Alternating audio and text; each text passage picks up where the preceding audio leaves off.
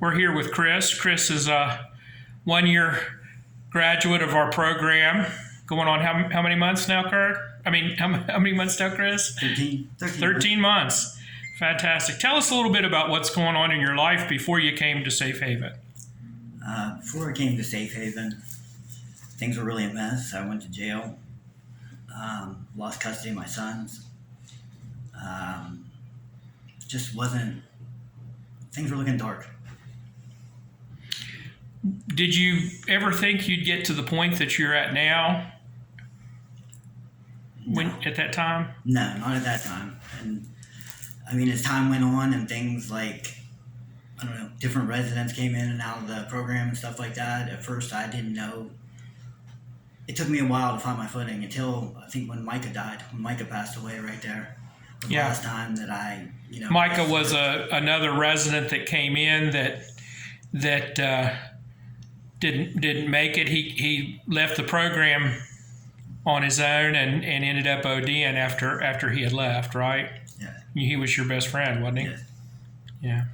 After that, Kurt and I talked actually, and I was really confused. I didn't know which way to go, or I just knew I didn't want to go that way. And at that point in time, I started taking my therapy a lot more serious. Started going to meetings where instead of just saying I went to meetings, I actually went to meetings. And then maybe a month after I started going to meetings, then I started actually participating. That's a whole different phase. I'm not really into public speaking, but I mean, one of the guys there and my recovery coaches told me that not to speak unless you had something to say. And not to be on your phone and stuff because somebody might really need you there. It might be life or death. Right. And I just started taking that to heart. And so you came to Safehaven. You had stumbled a few times. I stumbled all the way through until Christmas. Until Christmas, and then Micah's. It was a real wake up call. Was a wake up call to you? Well, me and you too as well. We had a talk when you promoted me from RA. Don't forget it. You wanted to take me to Highland Hospital. We were standing in the kitchen at Branch, and you wanted me to go, and I didn't want to go. And at that point in time, it was the light clicked. Somebody gives a shit. I'm still here. And did you go to Highland Hospital? Did you? No, remember? You did. No, I didn't. Okay, you but did. I didn't mess up again. But you haven't messed up since. No. Yeah. And so, in your time that you've been here at Safehaven, you've gone from one house to another house. You've come here, and now you are again the resident assistant in charge of Central House, and this time I take it much more serious. And you take it seriously. Exactly. I didn't really know what I was getting into back then, and I was a people pleaser, and I think that's the biggest thing here. When you stuck me here with Tim, the old RA, me, him, and Thomas, we sat down and made some rules, and it seems like when them rules are followed, things run smoothly. And I have to say, this is one of our nicest houses because it does run smoothly. We have very little problems here out of this house. Thanks a lot to you. It's a testimony. Yeah, it really is. You've done a wonderful job here. I mean, place is always clean. I mean, the house is a reflection on your recovery. Yeah, as well. Wouldn't you say? And I wanted people, I think since I got come over here, I wanted people to see positive things, like how we did the recovery race and stuff like that. And we went out with the church and we fed the homeless and stuff. I wouldn't have did that when I was getting high. I would have had no desire to do that, Will.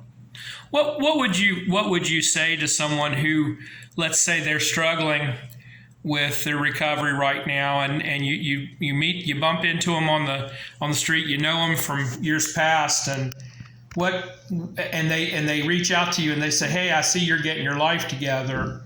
What do I need to do? What could you tell me that could help me? I think the first thing to tell you is the biggest surprise I dealt with is there's people out there that care, that want to help. There's people that will give you a second chance. There's people that will, and they don't want nothing in return. I had a really hard time trusting people when I came into this program because I felt like nobody gave a shit about Chris. I felt like this guy did it I made excuses on why. Like I felt like this guy did it for the dollar. He ain't helping me. You know what I mean? Or this guy's doing it for this. He ain't helping me. And then as you watch and you go on and you see people make helpless acts, it made me want to do more.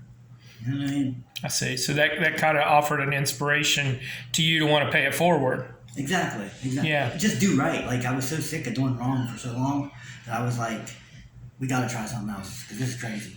So now at Safehaven, you're the RA of one of the houses, one of the men's houses. You've also got a permanent home group, I think you've established. And on top of that, you've got a sponsor. You're working full time. I know they like you at work. They're real happy. They made fun of me today. It's funny, like the little things, but I was leaving and I turned around and I had Steve, Jacqueline, who else am I missing? Missing somebody. Oh, Tom's wife, Victoria. I had 3 of them there, and like I got all 3 of them jobs in some way or another. They may have applied, but like my boss took my word for it, like she cared. And then I have a text in my phone right now, and she said, I really had some questions about the past, but these 3 are sharp. Like, thank you. And I never had a boss tell me that. Wow. So people actually are putting trust in what you have to say now. Oh yeah. They trust you, and even though you had some rough times in the past, your credibility's grown. Oh yeah. As your recovery has. Yeah, and I think a lot of that's by just showing up. Like, I'm not gonna lie, I'm not the greatest at work. I'm not the greatest speaker at the meeting. I might not have something for you, but like I'm there. You know what I mean? And I noticed that with the guys in the house, the ones that actually stay, they see me doing that and they do that. So that's why I keep going. Like, have you been in other programs before?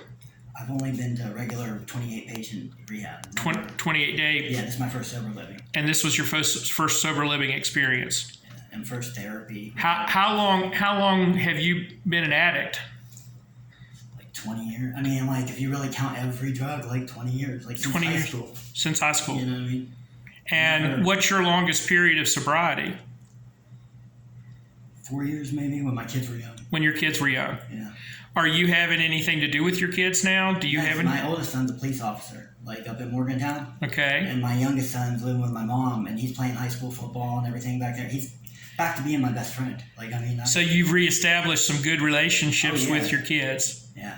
I'm sure that feels good. Oh, yeah. It makes me emotional. It definitely does. I mean, we started just being able to talk about sports, and then with like Natasha, my therapist, she told me some things, and like I left that space there for them, and they came back. You know what I mean? We're taking steps. You know what I mean? But I'm telling you right now, I've never been so proud of my life. Oh, well, you have every right to be. Well, Chris, thank you for your time.